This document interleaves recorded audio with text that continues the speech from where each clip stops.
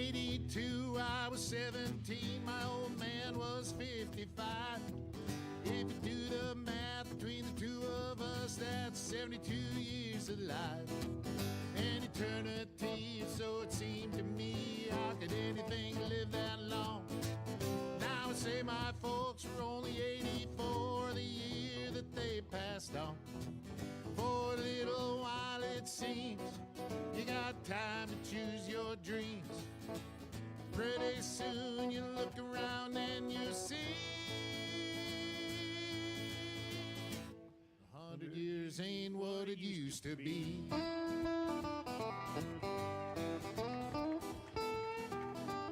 And my grandpa Roy, when he was a boy in 1904, he was taught by men who fought in the actual Civil War. And only 8 decades passed and my high school class put the tassels on the other side. Started on our way full of naivete on the great American ride. The months and years slide past, each more quickly than the last. Pretty soon you look around and you'll see 100 years ain't what it used to be. Oh, Johnny! Oh, yeah.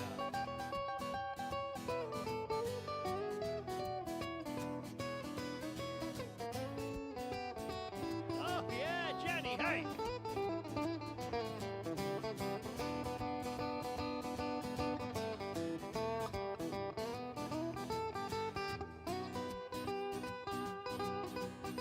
Ready? Yeah. What I like about today's angle, camera angle of Joe, is we can see Reavers in the background.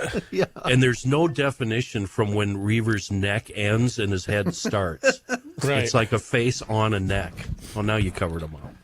Because Joe Knack moves. Hardware and Lounge. Is that where you're going to sit today? Yes. Okay.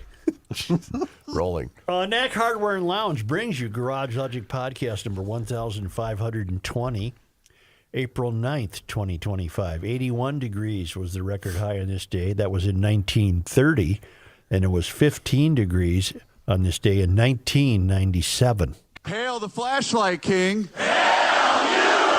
And now, from the mayor's office above the boathouse on the east shore of Spoon Lake, it's Garage Logic with Chris Reavers manning Technology Corner, Kenny Olson from the Krabby Coffee Shop, John Haidt in the newsroom, and of course, the rookie. Here is your flashlight king, fireworks commissioner, and the keeper of common sense, your mayor, Joe Souchere. I have ice outs. Brought to you by our friends at ProfessionalTurf.com. Minnetonka went out on this day in 1894, 1938, 1967, 2005, and 2006.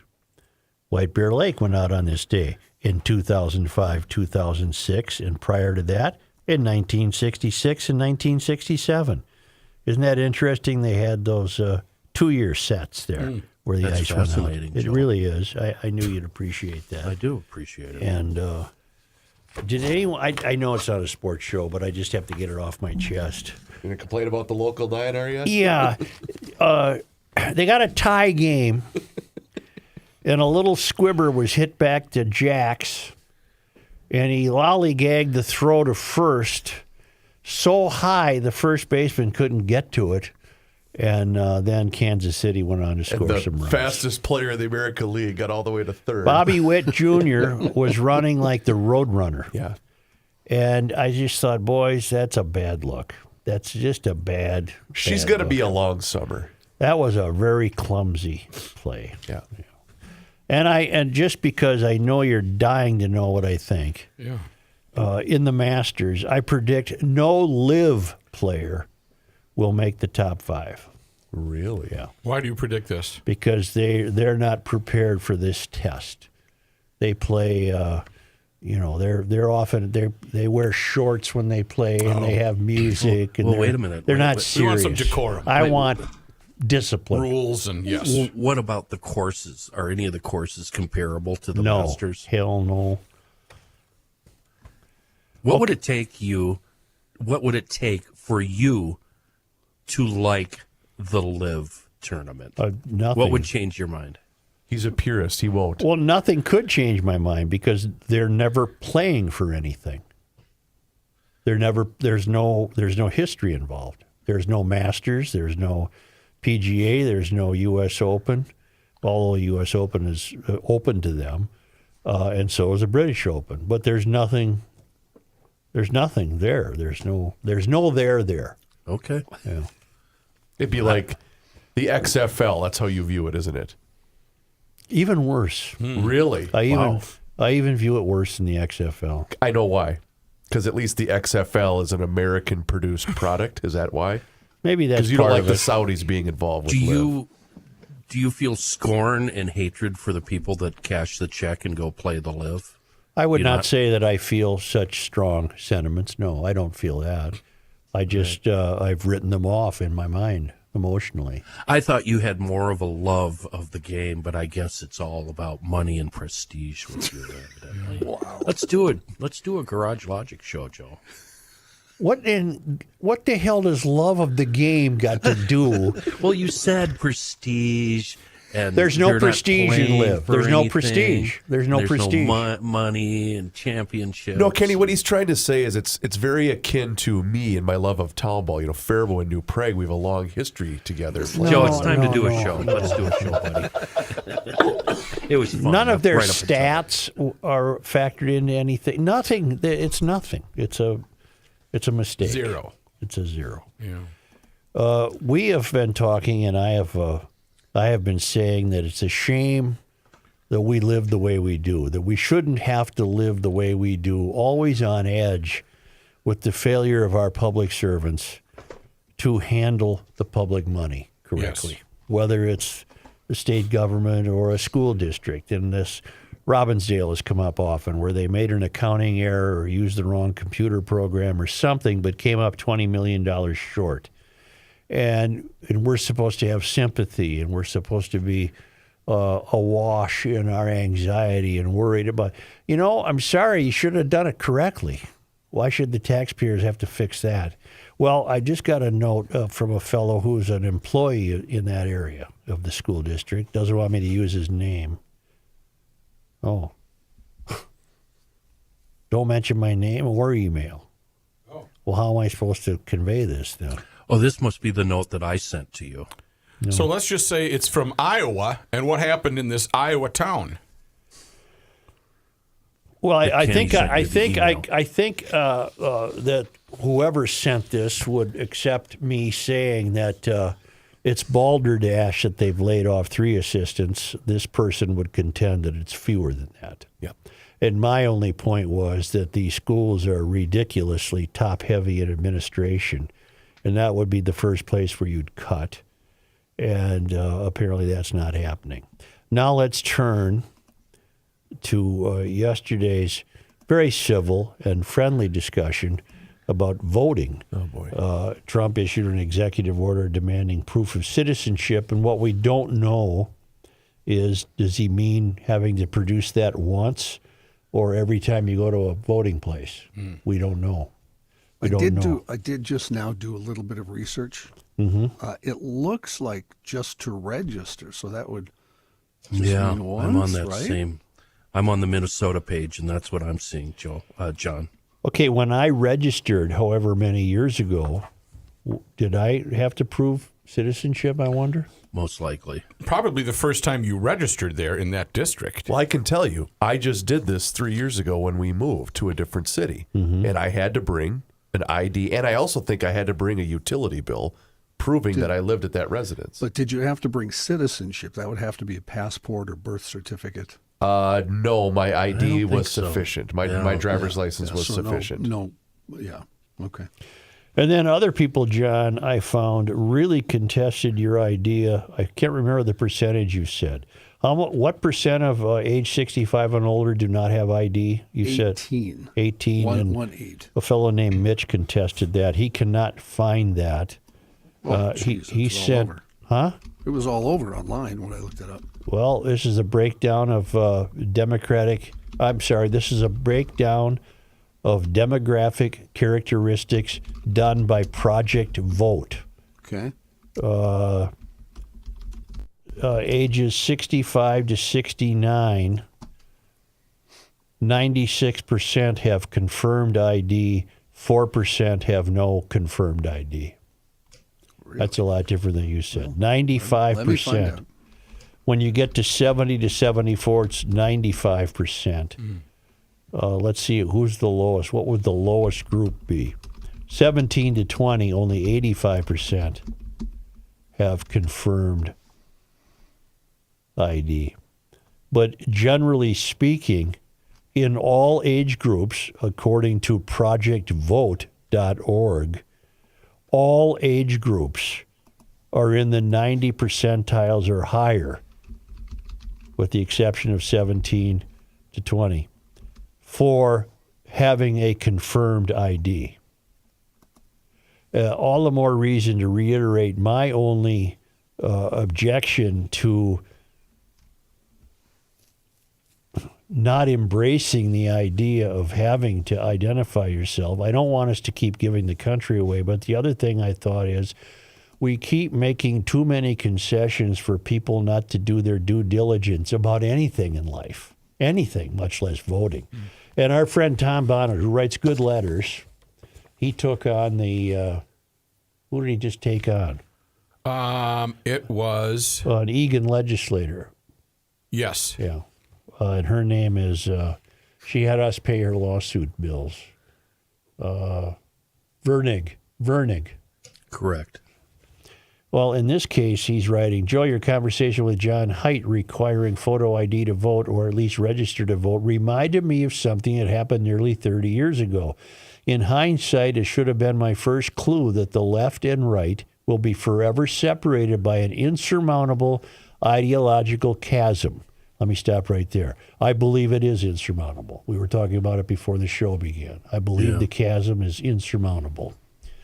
This was in the 90s when the internet was becoming ubiquitous. I regularly visited the MinPost website and remember a story about obesity rates among the poor.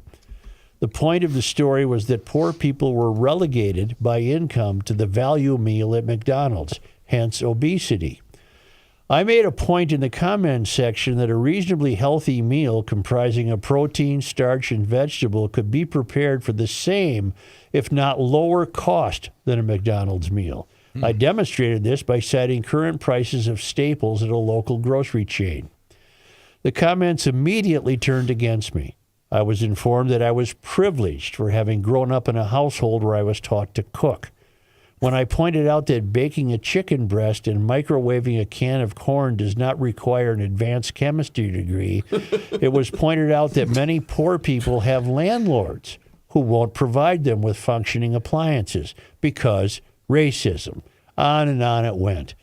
Then, as now, there is always a reason cited by the left for why the poor and downtrodden cannot possibly be expected to fulfill the basic responsibilities of being an adult human. Your newsman illustrated this in his arguments against producing ID to vote, and I found the exchange enlightening, if dismaying. Side note, a handful of years ago, I started a new job. Submitting an I-9 form required a combination of legal documents to prove my identity, and I opted for my driver's license and Social Security card. However, I discovered that I had lost my Social Security card. Panicked, I emailed my brother in Nebraska and asked him to rummage through some boxes he'd been storing since our mother died to see if my birth certificate could be found. Thankfully, he located it and got it to me in the nick of time. Without these documents, my start date could have been delayed, if not canceled. My point being, I'm not the brightest bulb on the tree, yet somehow I managed to come up with 2 forms of ID on short notice. So forgive me, unlike your guitar-playing newsman, I don't shed a tear for anyone unwilling to obtain the documentation needed to vote, get a job, travel, sign a lease, obtain a mortgage or get a credit card, open a bank account, obtain a library card. You get the point. Good luck, Tom. There's one part of this that I would focus on. he's going for the new job, Yep. and he is compelled to provide two sources of identity. And he said he chose his driver's license and Social Security card, Okay. only to discover he misplaced his Social Security card. Now the clock is ticking, and he's got to come up with another form of ID. So he gets a hold of his brother and said, "Hey, see if Mom still has my birth certificate somewhere." And his brother found it and got it to him. My point being, how many people would do that today? What segment of the population would hustle and scramble and figure this out on their own and come up with the other form of ID? I'm suggesting to you that would be A slim a slim percentage of people who I would would agree. do that. I was talking to you. I think most people would probably say, "I was going to give you my Social Security card, but I lost it." Let's ask a man who might be in the hiring business. How does that work out there? Are you serious question? Do you run into some of these situations about? Yeah, and if you don't, if you have a laminated Social Security card, we won't take it. Why? Those are just the rules. It has to Laminated? be the original Social Security. Do not laminate your Social Security card. Oh, wow. Why? I wonder. Or your birth certificate. It's got to have it's got to be natural. And if their ID, if they're living on 4th Street and their ID says Main Avenue, we can't take it. You got to go and get that driver's license updated. But that's for cited reasons. That's for airport security stuff. No, I get it. Joe, I have a full disclosure. I might be one of those clowns you mentioned previously. After my second time being hired at Hubbard Broadcasting and meeting Mary, our office manager, who is very thorough. Yes. She wanted my Social Security card. I said, "Well, Mary, come on. I lost that 100 years ago. I don't have one of those." She made me go get one. And Kenny listened to Mary. Always. Always. You always So listen to Mary.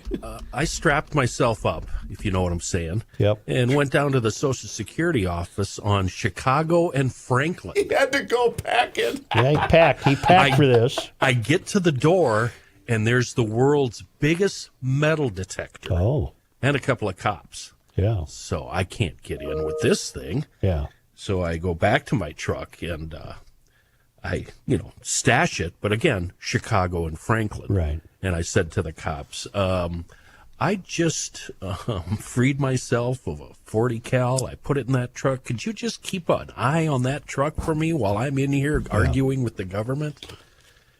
Everybody knows where their driver's license is. Do you guys all know where your Social Security card, passport, and birth certificate Matthew, are? I know exactly where it's at and I'm going to retrieve it this afternoon so I can get this ID thing. Okay, good. My answer is yes. Okay, good. Yeah, mine's in a file. Joe, may I interrupt just to course. defend my figures from yesterday? Of course.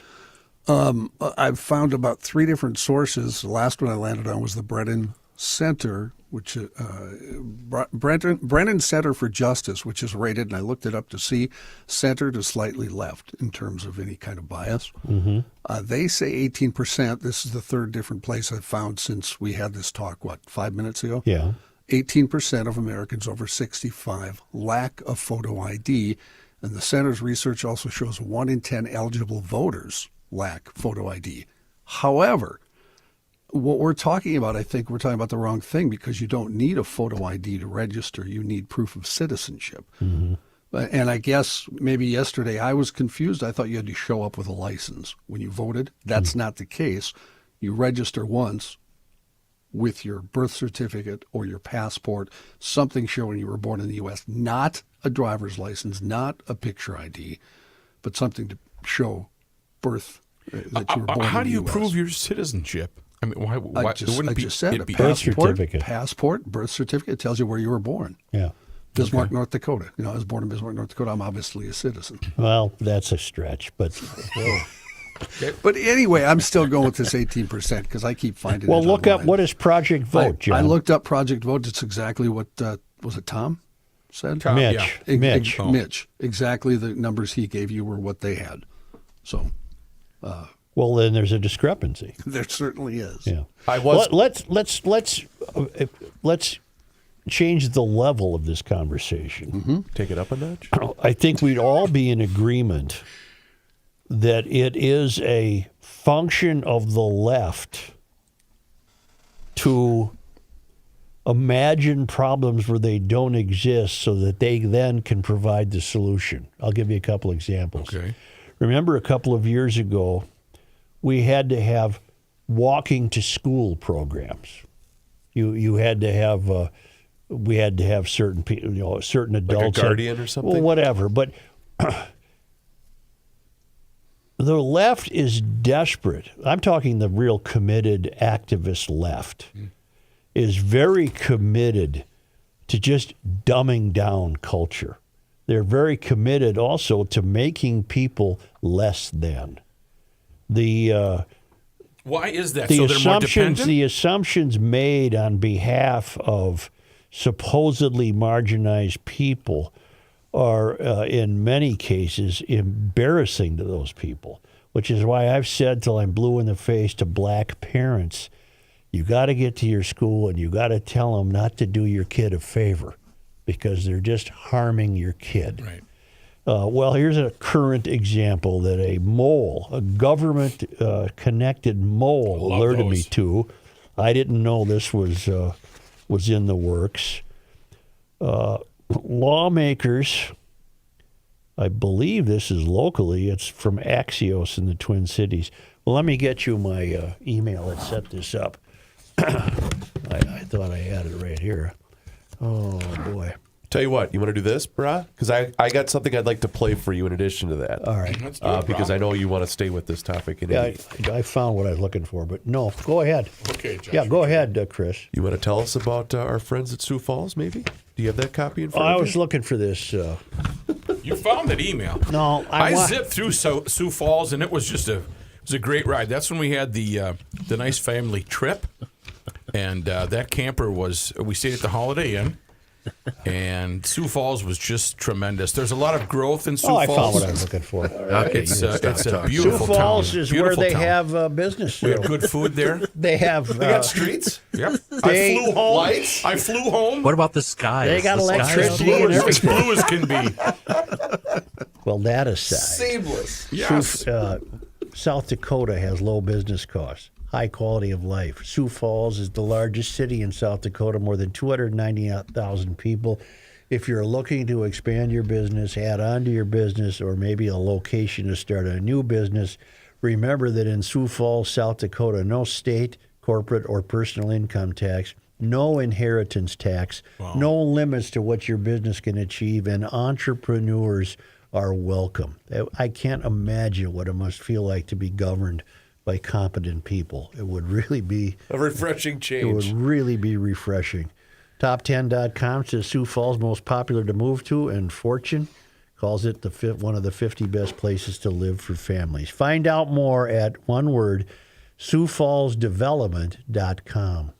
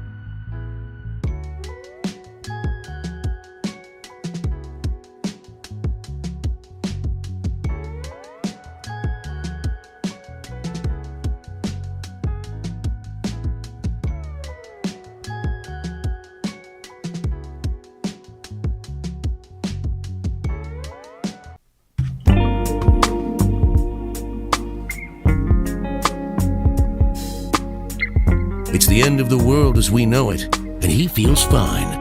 Joe Souchere. I've got a case of the deep creeps, which is actually a good thing. A whole box of Seafoam Deep Creep. That's because I use this stuff on everything, because it works on everything, and it works better than any other product on the market. We're talking reviving rusty parts, cleaning and protecting metal, lubricates and lubes. That's the same thing, right? Lubricating and lubes. Yeah, a little redundant there. You know what I'm talking about. It displaces moisture and resists evaporation and extreme heat. The best part of all of this, it's available wherever fine automotive chemicals are sold. Those other products, they work great for target practice. I'd line those cans up on a split rail fence and send them all to heaven. Deep Creep is a GLer's best bet in times of rusty strife. So make sure you have plenty on hand. Do whatever it takes. Stock in your own supply of Deep Creep. The next time you find yourself strolling down the chemical aisle or anywhere close to it, another fine product from Seafoam, our friend Deep Creep. Before what do you have, Chris? Well, we were talking about voter ID. Right. It's a hot button issue. And this is a clip that actually surfaced a couple of years ago, and I saw it again last night. And it's one of those man on the street kinds of things. It's from someone that I follow on Twitter. And I know there's a rule in place where I'm not supposed to play anything on Twitter. I'm making an exception. But this video is from a guy. He is a Christian, conservative, normal, sane, rational, just everything the left is not. He's called the Righteous Crusader. He does cool videos. And anyway, the label says, Democrats who claim voter ID laws are racist against blacks because we don't have identification, like other ethnic groups, is itself both racist and demeaning. So he goes up to various people on a college campus. I'm ready to hear it. Do you have an opinion on voter ID laws? Yeah, they're usually pretty racist and they're bad. I think voter ID laws are a way to perpetuate racism. Would you go as far to say those laws are racist? For sure. Do you think it suppresses the African American vote? Definitely. Tell us how. Because they're less likely to have state IDs. Minority voters are less likely to have the kinds of IDs that have been described or required. These type of people don't live in areas with easy access to DMVs or other places where they can get identification. You can always get IDs you do over the internet. Does that also make it difficult for black people in particular? Yeah, you have to have access to the internet. You have to be able to pay an internet service provider for certain fees. Tell me when you've had enough. I've had enough. Okay. What you're hearing is excuse after excuse after excuse offered on behalf of people they're presuming are less than they are. But I wish he would back it up saying, how do you know this? Why do you have this perception? Did he interview any black people? He did. I think it's a separate video, but he did, and everyone he interviewed said, "No, it's not. I have an ID. Here's my ID. Yeah. Here you go." I can give you a little vignette that's not necessarily unrelated. I have become friends with a woman. I'm not going to name her because she didn't sign up to be on the podcast. Who happens to like what I write. She likes my column, and she's very kind. And it turns out of the blue, she told me once that her father would have loved my column. And I said, well, who was he? Long-time DFL legislator. Oh. Now no longer with us, in Minnesota. Oh. And you'd all recognize his name. And I said, well, why? Why? No DFLer has ever liked anything I've written. She said, no, he was a DFLer when the DFL was not what it is today. And he would have, and I just saw, well, that rests the case of a lot of what I talk about. The current crop that we have, this guy was a vet and had extensive education, and he knew about business and on and on and on. Whereas today's typical DFLer is a professional activist who lands a gig at the state capitol. And they're completely different from what this guy would have been. Completely different. But we're all facing that. In this state, the current DFL is not your parents' DFL. This is a completely different operation. And it's to our great dismay. It's not helpful. It's not making it a better state. It's not making it a more affordable state. They're ruinous. They are ruinous people as far as I'm concerned. Yeah. Concerned with making more bike lanes and more. Yeah. More. What do you call it? More. More. More. Whatever. Well, now here's what they're up to. May I sidetrack you for a moment? Yes. Point, counterpoint. No, this has got nothing to do with what we're talking about. This is breaking news. I know we're a podcast. Yeah. The president. Uh-oh. No, this is good. This is probably good. I don't know. We'll see. Has announced a 90-day pause in tariffs. Watch the market go up. The market is right now, Joe, the Dow's up 1,800. The S&P is up 280, and the NASDAQ is up 1,100. All of that happening shortly after the 90-day pause. He says... Shortly after the 90-day pause was announced. Correct. Yeah. After he posted on Truth Social, countries have called representatives of the U.S., basically saying, let's, blah, blah, blah, blah. I've authorized a 90-day pause and a substantially lowered reciprocal tariff during this period, although nothing for China. China is still going up as of now, the tariffs. Okay. So he said everybody but China? Yeah, well, some of the other ones still have tariffs, but not as high as he had proposed. Okay. So I was right, and I told you so. Well, what were you right about? Here's what happened. I'm going to play the dumb guy here. That's What were you right about? When the market tanked, all of the really smart investors acted, but they all doubled and tripled down on their initial investments, and now they're all worth 3 times as much. So that seems like he's manipulating the market on purpose for the benefit of rich people. But again, this is way out of my league, so if you had money, it was a good time to buy. If you had cash, it was a good time to buy. Yeah, in 90 days, I might tank again. Did anybody lose everything they had in the last month? Joe? No, I did not. So I did see some people in line who lost up to $300,000 who were close to retirement who are not retiring. That's the only thing I can. Now, see, my question again, coming from ignorance, now that this has changed and we're presuming the market will go back up today, will they be able to get that $300,000 back? Does anybody know? Yes. Will it go back up to where it was? That would be the question. Certainly will move back up into the positive territory. It's just a matter of time. Yeah. Okay, so people weren't throwing themselves out of buildings or I'm unaware of that. Pulling up stakes in Oklahoma and going to California. All things considered, it was very short term. And the depression too much. that began with the stock market crash of 1929, it really didn't have anything to do with tariffs. No. Back to our leftist friends. Okay. The note I have from the Mole is the Dems and the Minnesota Pollution Control Agency want to ban harmful metals that will also make it hard to get a replacement key or key fob for cars, trucks, boats, etc. House GOP is following this. Critics have pointed out that Minnesota's new standard is going to be more stringent than the European Union or California, the only other state to pass such a ban. DFL Rick Hansen, who authored the original ban, told Axios that the state needs to reduce exposure to dangerous elements like lead and calcium. As parents know, kids put keys in their mouth.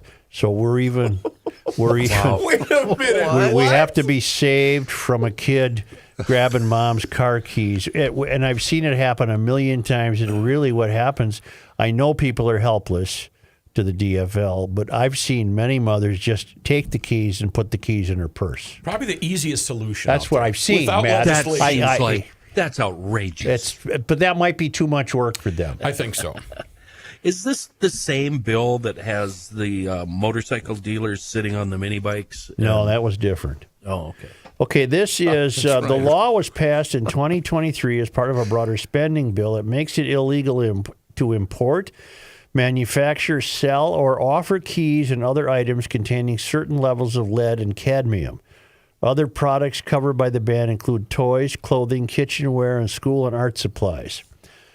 The law's backer says the goal is to reduce exposure to metals that can harm health and development. Ingesting cadmium, which is an increasingly popular alternative for lead, can cause vomiting and organ damage, according to the Minnesota Pollution Control Agency. And I don't doubt that, but I wonder how many tons of that you'd have to eat before. Right. The Those lobbying for a change, including the auto and boat industry, say commercially viable alternative materials for making keys and fobs aren't available. Titanium, for example, would be extremely expensive, require new machinery, and risk wearing out locks and ignitions faster. The recent president of the Security Hardware Distributors Association wrote our lawmakers. We don't have another option, DFL Senator Grant Hochschild, who's pushing for the key carve-out in the Senate, said. I don't want to be in a place where Minnesota outlaws keys. Oh, well, he's a DFLer saying the right thing. Yeah, he is, right? He's Seems saying like the right it. thing. Yeah. Okay. A spokesperson for Walz said he understands the concerns being raised, and his administration continues to work with legislators and stakeholders to resolve this issue. So, we're from the government. We're here to help. Well, the other irony is most cars don't even have keys anymore. Yeah, that's true. They have push button. Are they coming for your pencils? Yes, they're after the lead and pencil, and here's my pencil right here. Yeah, here's mine. And at your rate, you keep losing one every day. One a day. Right. One a day. But I have quite a supply. May I borrow that story from you? I'm going to bring that up with our hardware store friend tomorrow. Absolutely. I'd like to belong to a group. Wonder if they'd have me as a member. The, what did I say it was? The Hardware Store Security Association? Huh? I think so, something like that. Where is it? It's not. It's right there. I just read it. It's the. Oh yeah, the Security Hardware Distributors Association. You get a badge and everything. Boy, I see a lot of pocket protectors at the convention. Yes. A lot of tape in between the glasses. Yes. These are people that know what a hardware store is for. You go get yourself a lock and a key, but don't eat the key. No, it's bad for you. Not very nutritious. Here, you can have this. Cherry-flavored lock. Here, I'm going to pass it over to you. Okay. Yeah. I didn't know that we were being saved from locks and pencils. Kind of seems like this isn't gonna. If you keep reading this Axios story, it seems like sane minds are going to prevail here. Once in a while, that happens. But once in a while, we get a sane mind. The fact that it has even come up is really disappointing. Do you think that person got the look? Like, what the hell are Golly. you doing? Like, why are we wasting time on this? You know, when you're elected as a DFLer, I'm going to speak in a new age way that you might understand. I'm going to give you permission. I'm giving you permission that you don't have to worry about my child eating a key. I'm going to take care of that. You don't have to worry about that. What about the light socket? We got to worry about that, or no? I'll take care of that too. Okay. You know, I want to give you permission. You can be in your safe space and not have to worry about that. There's many other pressing issues I want you to worry about. That isn't among them. And I promise you also, I will not let my child eat a pencil. They will not eat a pencil, nor have I ever had a child who gnawed on his or her mini bike.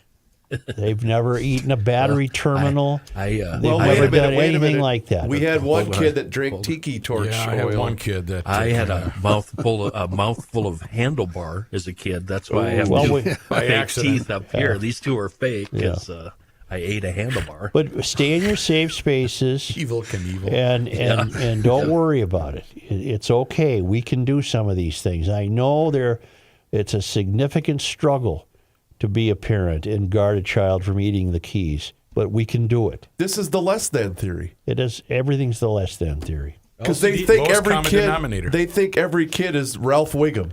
Well, they think every kid's a moron. Yeah. And kids are morons. That's why there's parents. Think of how long ago you came up with the LCD theory, the lowest common denominator. A long time ago, Matt.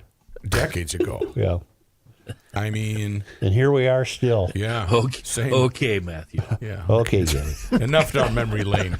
Let's take a break and get Johnny Height, huh? Let's do that. But first, let me tell you about my friends at North American Banking Company. They have one simple philosophy at North American Banking Company, and that's this: it's banking done differently. And you can tell anytime that you walk in any one of their 6 Twin Cities locations. The home for yours truly is either Roseville or 50th in France, but you can also visit them in Hastings, Woodbury, Shoreview, and also in Maple Grove. They offer all of the same online and mobile banking options as the other big national banks.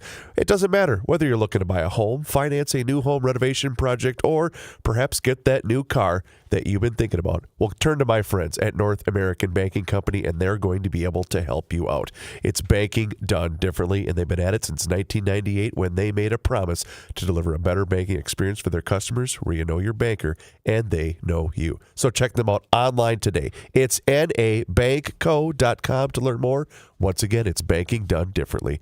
North American Banking Company, member FDIC, is an equal housing lender.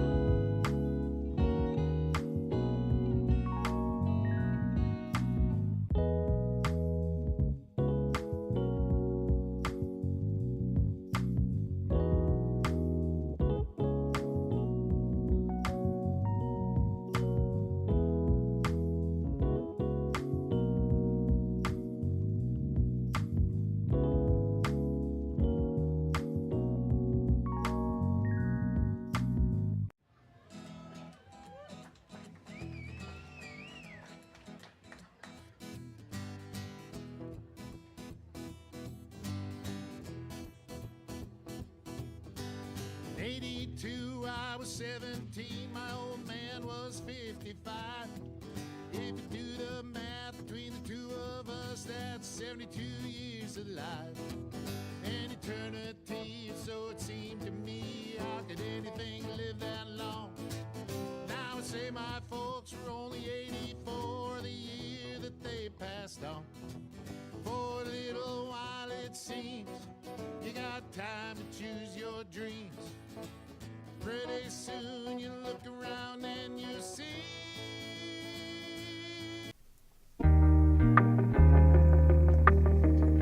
The Earth is not your mother.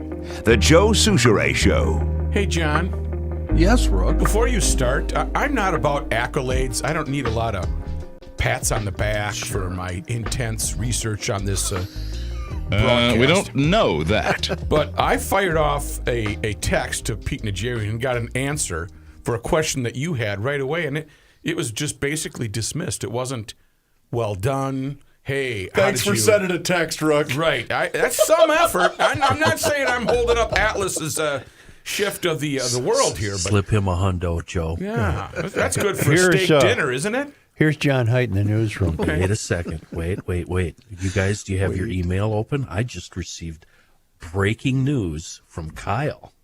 Okay. Uh-oh. GLers, get ready. For a limited time, GL flags are back in stock. Really? Let the race begin. And don't get mad at us when they're gone. Here's your opportunity. I would like to say something. How come I don't get emails? I would like to say something to the GLers. I have nothing to do with these flags. And I apologize if you are having trouble or you think they're too much or whatever. They've left me completely out of this. Yeah, right. Like the clues. Like you don't write the clues either for the carnival. Can we do the news? No, not yet.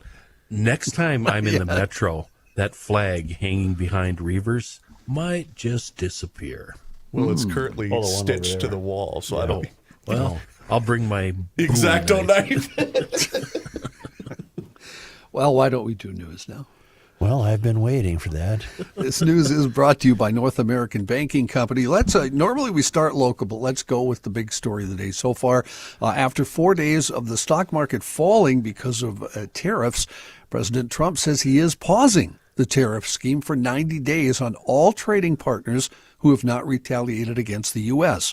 In a post on X, he wrote, based on the fact that more than 75 countries have called representatives of the U.S., including the Departments of Commerce, Treasury, and the USTR, to negotiate a solution to the subjects being discussed relative to trade barriers, tariffs, currency manipulation, and non-monetary tariffs, and that these countries have not, to my strong suggestion, retaliated in any way, shape, or form against the U.S., I've authorized a 90-day pause and a substantially lower reciprocal tariff during the period of 10%, effective immediately. Thank you for your attention to this matter. However, Trump said duties against China will now go up to 125% effective immediately. He wrote, based on the lack of respect China has shown for the world's markets, I'm hereby raising the tariff charge to China by the United States of America to 125% effective immediately. At some point, hopefully in the near future, China will realize that the days of ripping off the USA and other countries is no longer sustainable or acceptable. The president, however, did not indicate he was pausing the 10% universal tariff on all trading partners, with the exception of Canada and Mexico that went into effect over the weekend. Therefore, countries that were subjects of reciprocal tariffs will continue to have a 10% tariff levied on him.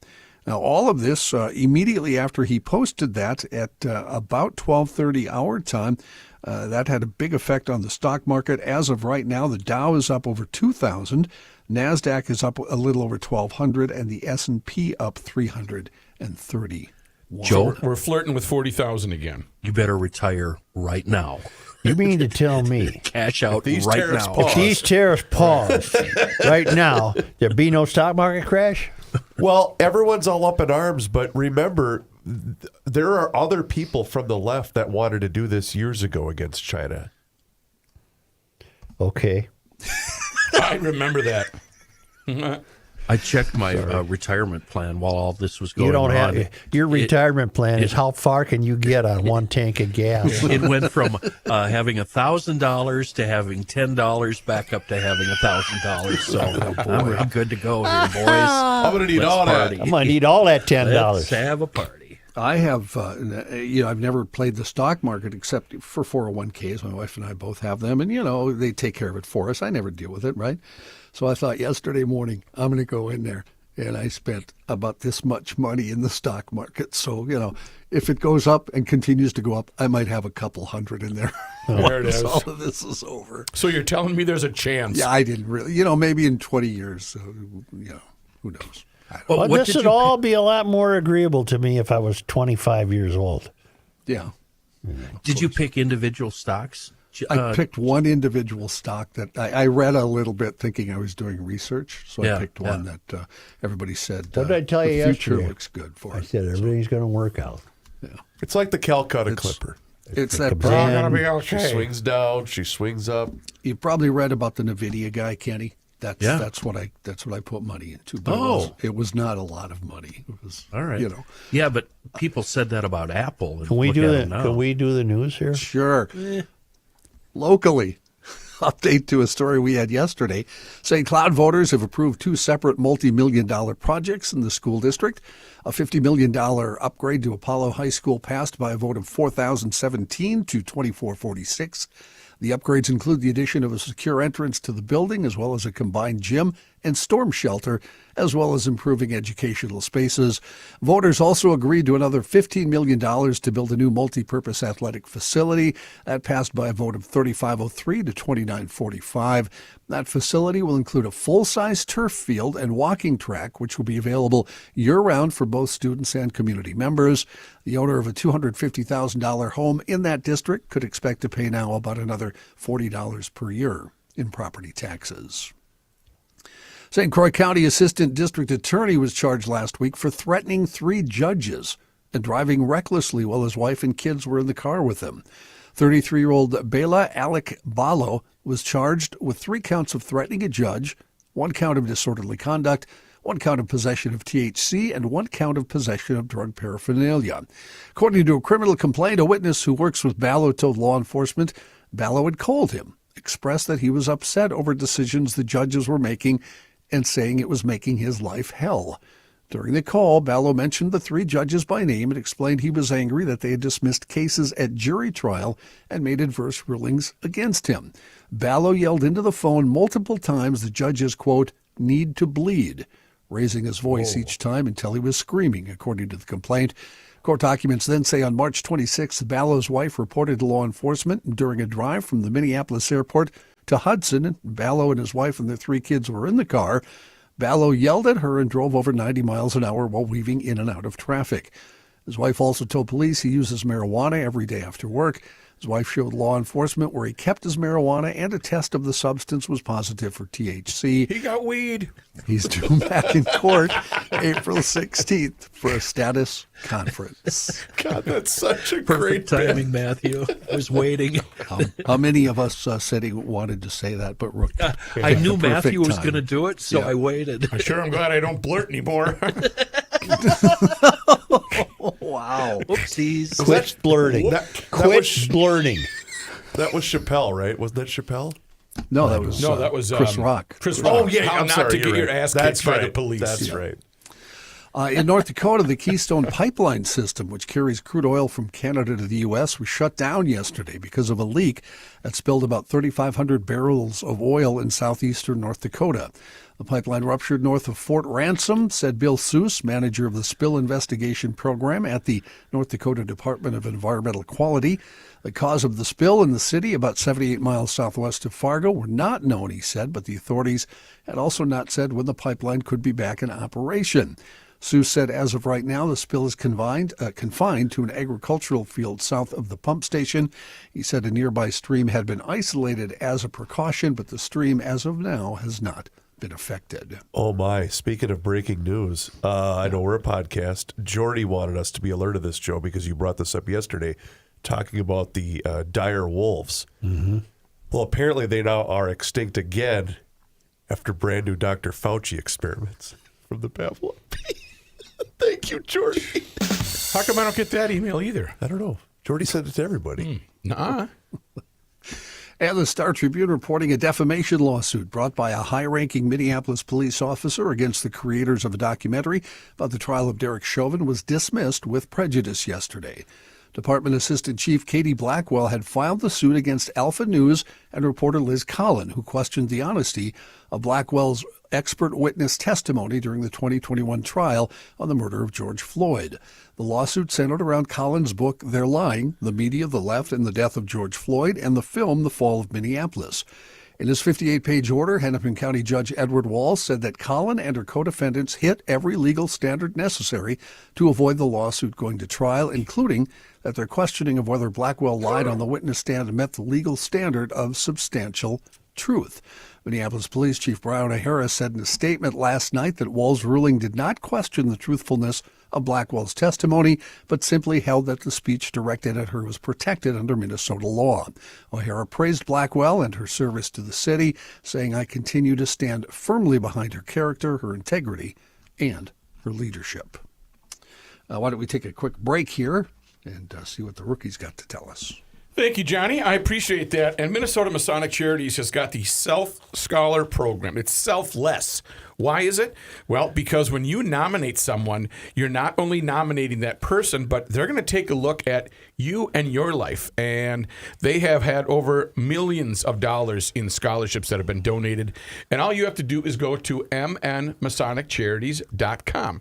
It's just that simple. mnmasoniccharities.com. They will send you through the process. And by the way, the deadline is April 15th. You can learn all sorts of information about Minnesota Masonic Charities and this scholarship program. It's a fantastic way to, be really happy with someone else, not just yourself patting yourself on the back. So go to mnmasoniccharities.org and click on the icon scholarships. You'll learn all sorts about how they, where to get the application process for the 2025 scholarship, but you'll just discover more about, they've given over 13 million scholarships to date.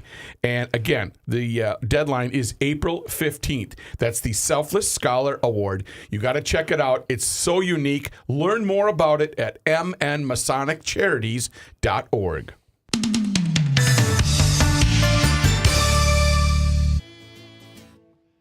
Years ain't what it used to be.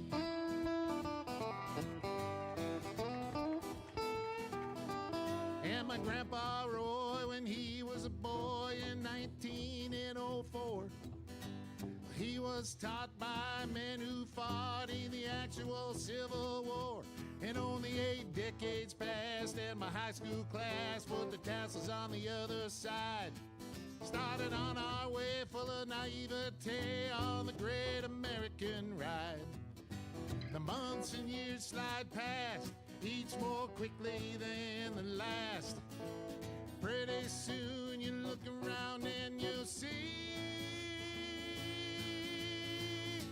100 years ain't what it used to be. Oh, Johnny! Oh, yeah.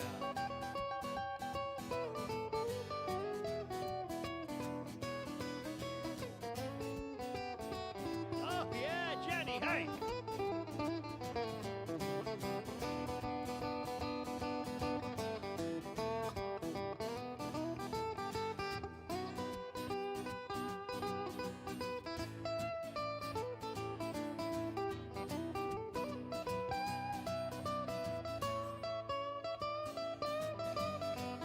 Oh, yeah! Did the guitar face.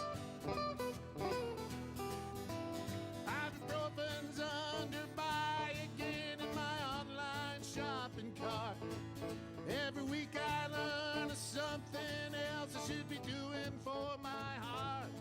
If I use the wrong pillow, I might have trouble getting out of bed.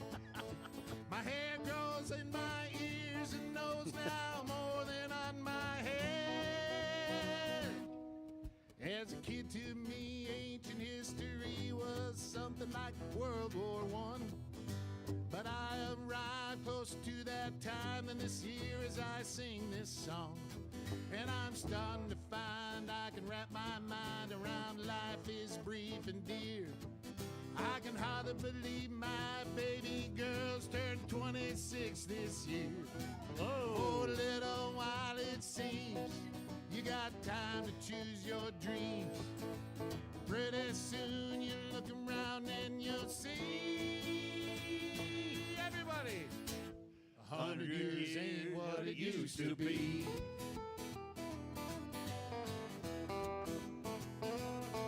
Before you know it, you're 63, making plans for Medicare A and B. You look around yourself and you see 100 years ain't what it used to be.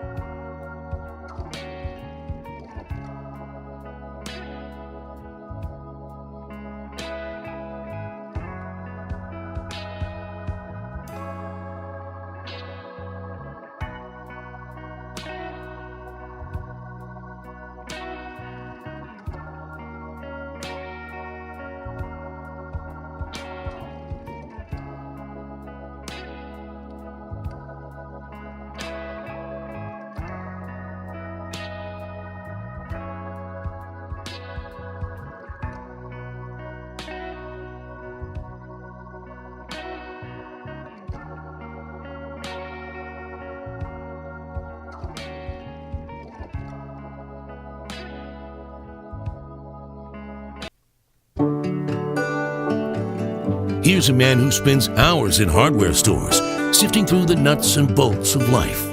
Joe Souchere. Kenny just got an urgent ice out from somebody in Wisconsin off Highway 53 who said the ice is out on the lake. I don't know the name of it. I just call it the lake where a guy has kept his pontoon boat in the lake for the last 3 winters. Wait.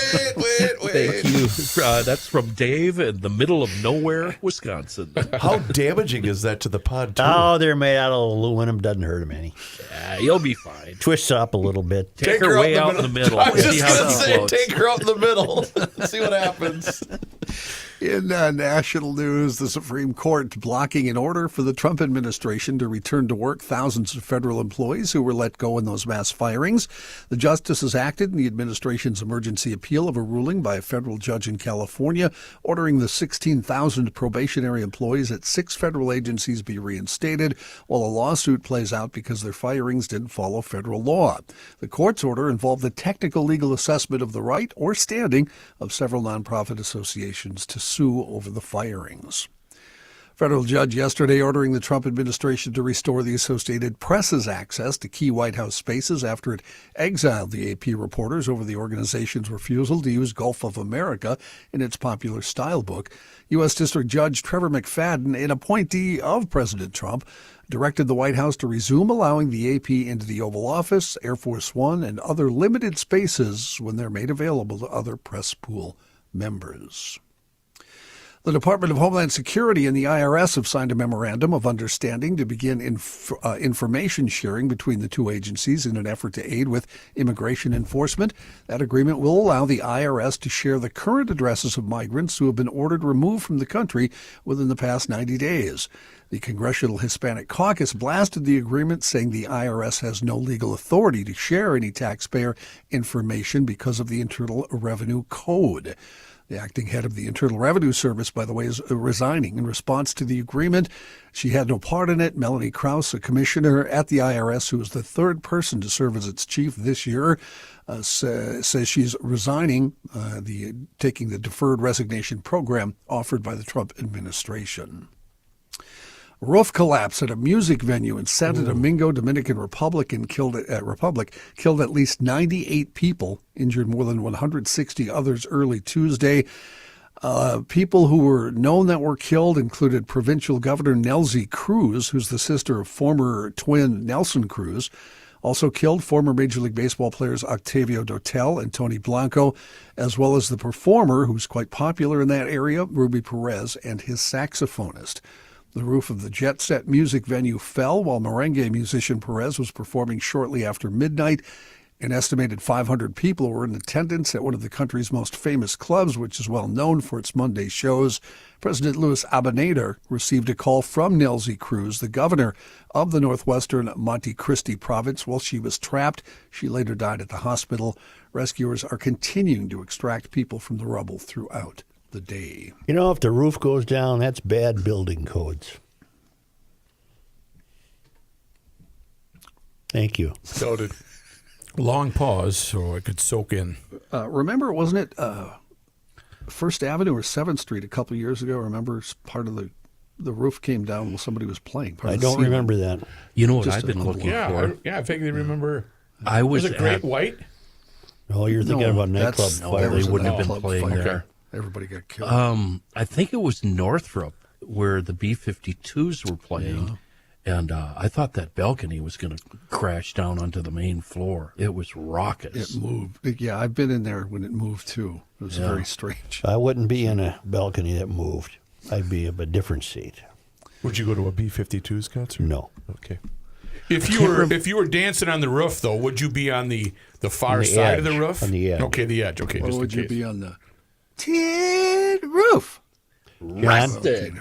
John, are you going to do some more Thank news? you, Kenny. I appreciate that. Nice. Pete Best, the Beatles' original drummer, before Ringo Starr announced Sunday he is stepping away from public appearances and performances due to what I didn't know he was. Thanks for the heads up, Pete. He had a band. Let me mark that down. He's doing that due to... Don't make fun of Pete, you bastards. Due to personal circumstances. Further details were not disclosed. Best's band also canceled a concert that was scheduled for August 23rd at the Liverpool Beatles Museum. Best's younger brother, Raoul, wrote on X, "Well, what an absolutely wonderful ride we've had. However, everything comes to pass. My brother Pete Best has announced today he is retiring." Can't help you. Thank you enough for Kenny, no, you're coming right. out to that Holiday Inn in Toledo. Kenny's right. I'd also like to just let the Minnesota Twins know I'm no longer available to be a relief pitcher. Right. Pete Best added on his social media post, "You guys are mean. I had a blast. Thank you." The 83-year-old Best was the first drummer for the Beatles, who before that were known as the Quarrymen. He played with the group between 1960 and 1962 in Hamburg, Germany, and he can be heard performing on some tracks released on the Beatles Anthology 1. Best's family owned the Casbah Coffee Club, which hosted the Beatles' first shows in Liverpool, England, has since been converted into a Fab Four-inspired Airbnb space.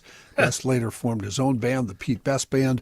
Best inducted into the Liverpool Music Hall of Fame in 2007. I've been to the club in Hamburg where they played. Really? Mm-hmm. Were all of his songs, his library, were they all about how much he hated the Beatles? F the Fab Five, or the Four? Well, here's a question I've never seen. Why not me, Lord? I've never seen answered. Why did they get rid of him? Apparently, from what I have read, the band went to Brian Epstein and said, "Pete's not getting the job done that we'd like done," because they were chicken to go tell Pete himself. And Brian Epstein canned him. Joe, it sounds like me and you with Matthew, huh? Yeah. We try to get Dan to take care of it. Yeah. Just somebody else do it. Yeah, Dan wants It's to happened talk many after the times, show. but I'm still here. I'm still here. Dan wants to meet after the show with all of us. And clean out bring your box. Bring your box of desk. Your bug out box. I'm going to pull a Kenny and just go to my truck. Yeah. In Washington State, the Linwood Police Department says its officers arrested 17 shoplifters in one day, all at the same store. On March 29th, officers and detectives conducted a special retail theft emphasis at the Fred Meyer store. Detectives say they saw countless people confidently shopping, loading up shopping carts and just walking directly out of the store.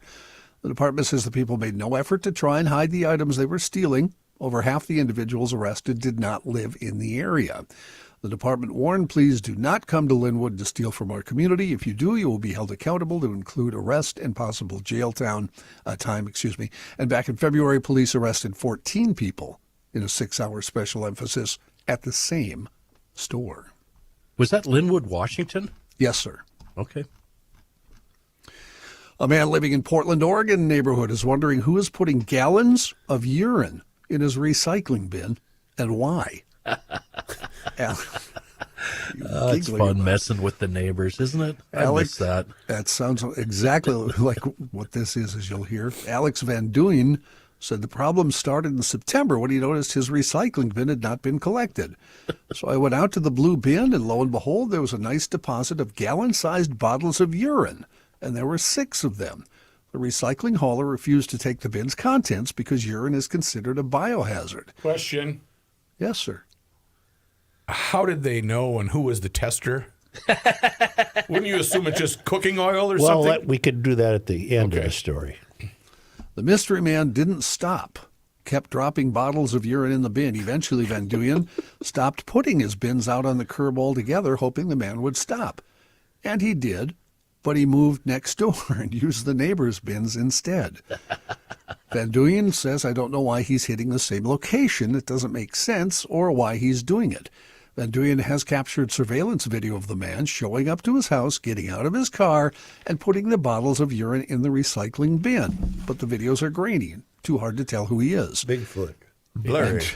Van Duyn has shared his ordeal on the Nextdoor app, where neighbors have flooded the post with theories. Best app ever. Nothing is worse than blurry urine. Van Duyn has filed a police report. He's trying to get the man's license plate. He said, I've actually started putting my bins back out again the night before, putting them in a different position just to see if I could get a better shot of the car. Van Duyn doesn't plan to move or take extreme measures. He says he loves the area, but he does have a message for the mystery man. He says maybe he's watching. I don't know. But please, just stop. Okay, John, so it wasn't his immediate neighbor. It's somebody driving through and does this. Correct. I yes. see. And just for some reason drops them off. My neighbor across the street called the city to remove a dead squirrel that mysteriously showed up in his yard. He called the city. You really don't need the city for that. No, as I proved. May I ask a dumb question? Is it illegal to throw garbage? If, like, let's say you're driving or whatever, and you see bins out and you throw something in there, is that illegal? I don't know if it's illegal, but it's unseemly. The worst is the dog walkers. The little bag Yeah, of they'll poo. use your trash can. Yeah. Well, but if it's out on the street, they're picking it up. Who cares? I don't have a trash emergency where I live. It's going to get picked up. Yeah. Well, see, where we live, there's a trash emergency. What level of DEFCON are we at your trash So emergency? it's a warning. Okay. It's not a watch. Take us to DEFCON 5. Did you tell that story on the air or off the air? Off the air. Oh, okay. Whoops. Yeah. Well, I was talking to a guy Don't yesterday. use my name. And he said, "Hey, the bin just came by, but only did the other side of the block. It didn't come up through ours." And I said, "Damn it!" I tracked down a truck and led the guy back. I said, "Follow me," because he said, "I'm not from around here." Everyone, follow me! So the truck came back, and then by the time that truck got back, all the bins had been emptied in the interim. Tell me so you weren't now in all of your a sudden we underwear. got about 5 trucks going up and down the street, making sure everything was. Everybody's running through their house, collecting all the trash everything they they can possibly could. find. Hold on. It was a rendezvous. We got us an emergency because that Cracker Jack City Council is. Well, let's just do this. That's what happens when you live too close to work. I don't. Hey, now. at least I can get here. That was an off-air Yes, conversation, it was. wasn't Yes, it All was. right. Yes, Well, this shouldn't be off air because I'm telling you about your garage door guy. You mean we were off air?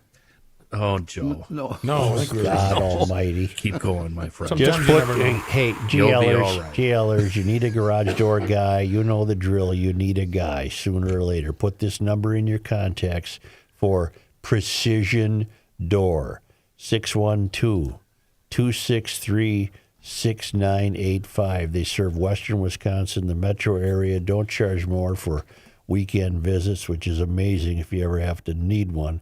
Also, if you need a new door, they have models for every budget. They send out a designer. That's absolutely a free consultation. And if you get a door right now, Precision Door is throwing in the new motor.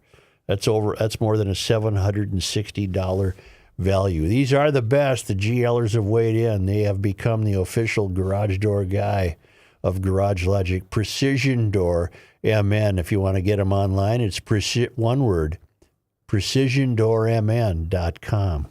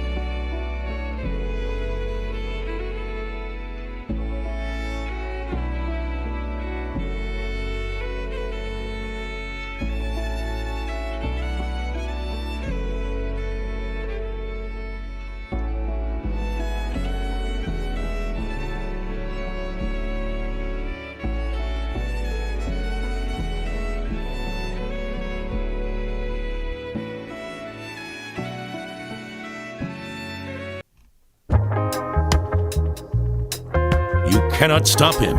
He'll just make a move. Joe Souchere. Can you turn that up?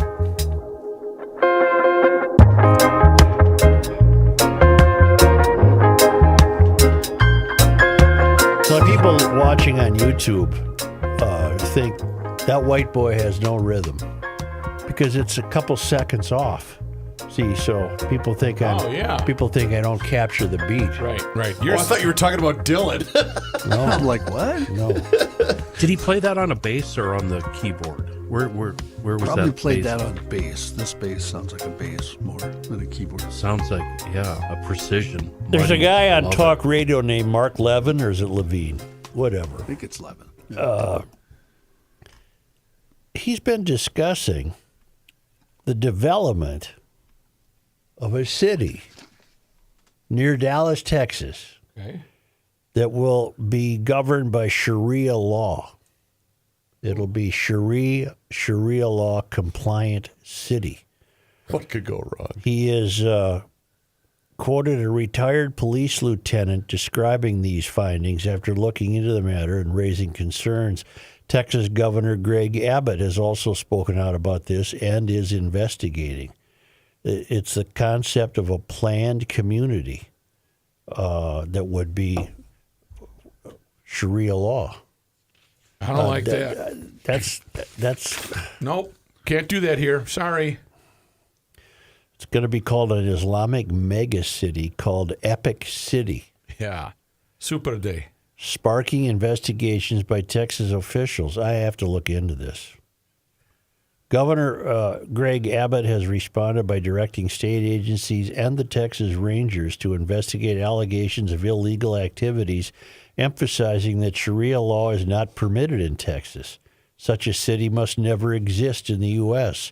American law must be followed without exception, not Sharia law. Well, I certainly would agree. 100%. And Levine is just saying he's starting to follow this story. Well, I'm going to join Mark in following this story. How could that be? It doesn't surprise me. This is where it's been headed all along. Well, there can't be any give there, any gaslighting. We got to just say, nope. From what I'm Chenzo. seeing here, the Sharia part might be speculation. And other than that, what does this remind you of? Well, it's happening here. Yeah. Northern suburbs and southern suburbs. But the developers are having a little trouble getting their packages together. Well, I was going to say, I thought the Lakeville one was tabled, wasn't it? I think they both are. Okay. Only because they come to us. And can you sell only to Muslims? That's part of this. If you keep reading that story, sales might be limited to just Muslims. That doesn't seem like the American way. That's discriminatory, Well, Ken. plus, I certainly, who the hell else would want to live there? But we've been trying to change those laws for years and years and years, the Fair Housing Act. Mm-hmm. Only because they come to us. Well, it's premature for me to say anything, but I'm intrigued by it, so I have to look it up. You're going to have to follow the story. We have a correspondent in Dallas. The father of that precocious kid who's probably now about 25, who knows everything we're going to say before we say it. What about the Harlingen guy, They used to too? live here. Well, there's a guy in Harlingen we know. Rick Harlingen. That's south. No, his though. name's not Harlingen. He's in Harlingen. Or, yeah, he's in Harlingen. And he'd always emphasize the H when he would say, why? Right. I remember him. He hasn't checked in a while. No, he hasn't, but maybe they know something about that. Who's in Dallas, though? Well, Harlingen's down on the... Oh, he's going to kill me. I forget his name, but... Harlingen's way down on the water, isn't it? Yeah, right by South Padre. Well, those two cities are... We'd They're be not- closer to the... Yeah. It's over by St. Cloud, the Texas version of St. Cloud. Only because they come to us all the way from Marloth Park in Mpumalanga, South Africa, from the Traveling Lymans. You got my mind racing now. It was on this day. Joe, today is April 9th. Well, it was on this day in 1789 that Governor David Thompson left the trading post of Jean-Baptiste Cadotte on Red Lake River, beginning the last part of his 4,000-mile survey of the northern wilderness, the first scientific study of the state. Beginning in Grand Portage in August of 1788, he had traveled to the upper Missouri River and then through Minnesota, where he wintered with Cadotte. He completed his trip by returning to Grand Portage in June. It was on this day, April 9th. in 1839, Rose Ann Perry married James Cluett in St. Paul's first Christian wedding. It was officiated by the Reverend J.W. Pope, a Methodist missionary at Kaposia. Huh. Down your way, South St. Paul. Right, good, great place. It was on this day, Joe, today is April 9th. 1849. Minnesota received word that it is a territory of the United States a month after the bill was approved by President James K. Polk. And it was on this day. Polk, Pope, and Pipestone? Pennington, Pine, Pipestone, Polk, and Pope. Thank you. It was on this day. April 9. In 1939, a fire inside a stable killed 128 trained horses belonging to Battery F of the 14th Field Artillery at Fort Snelling. Wow. Oh, wow. Listen to that. 1939, we had a whole horse regiment That's cool. in the National Guard. I like that. Isn't that something? Yep. Well, yeah, but they all died. Well, yeah, but, they probably got them replaced. On this day, Replaced. What the hell? Like they're a battery. They run out and get us 139 Get some new horses. ones, right? Come on. there you can get yourself a Order horse. them up. Push these things into the river. They probably Let's had get rid of 128 new horses And by after 3 you o'clock. order them, make sure you fill out the survey. On this day, them. Rate your Do experience. you like the horses or not? on this day, in the year 2000, the Anderson Library at the U of M opened, named in honor of Elmer L. Anderson, former governor, university regent, and bibliophile.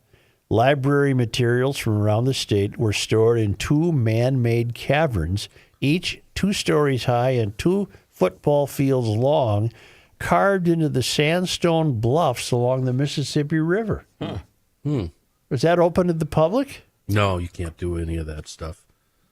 How do you know? Well, I can't tell you how I John, know. look it up, please. Anderson Library, U of M. It's in the caves. Can we go there? Yeah, that's what you should do is run off and go be creepy at a college library. In a cave?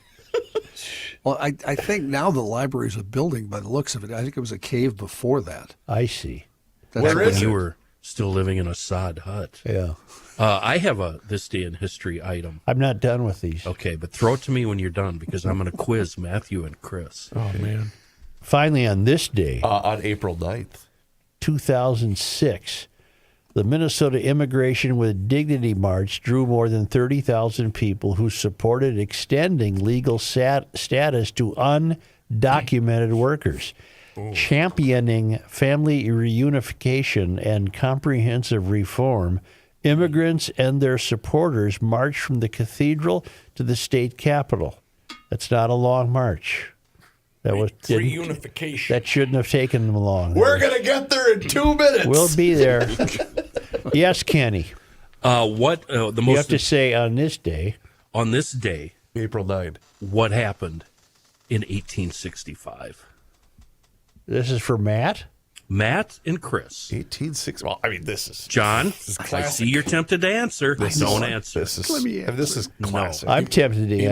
Emancipation Proclamation. But if it's the answer I'm thinking of, it would have been concluded on this day in history. We became a state. No. That was No. 58. No. John or Think Joe? about the date. Come on. First Okay, baseball April game? 19th. Something like the first. Oh, my dad was born on this See, day in there's- 1951. John? Go End ahead. of the Civil War. Thank you. Oh, That was too well, far then they back. had That's a an baseball unfair game question. right after that. Then they played baseball to celebrate. Well, wait a minute. Joe didn't know the answer either. I am surprised by that. And what also happened on this date in 1965? 1965? Yeah. Bad tornado? Flood. No, they were in So May it of was 65. 100-year celebration Flood. of the end of the Civil War. Behind every 60-year-old, there's an 18-year-old wondering, what the hell just happened? That's your hint. Your birthday. You said that. It's Kenny's birthday today. Happy birthday. It's your birthday? Mr. President. Not look taking at it very look at how close knit 60 our crew oh is. my God. I share the same Are you birthday 60, as Dylan Kenny? Height, and Kenny shares the same birthday as my dad. I have a daughter who shares the same birthday with George Harrison. And he's not on the show. No. I was in a band once where 3 of the 4 guys, including me, had the same birthday. Does that count? No. Did you all have the same girlfriend that night? Yikes.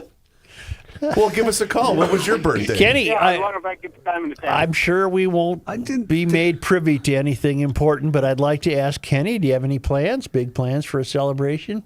What happened in this day in sports disappointment? You didn't print that out for me. I sent both this and... Oh, you did? Yeah, and you didn't print it out. You know so what? I I do know. have a sports history thing. It's from Texas. I would think that Chris would know the answer to this. Talk to me. Goose.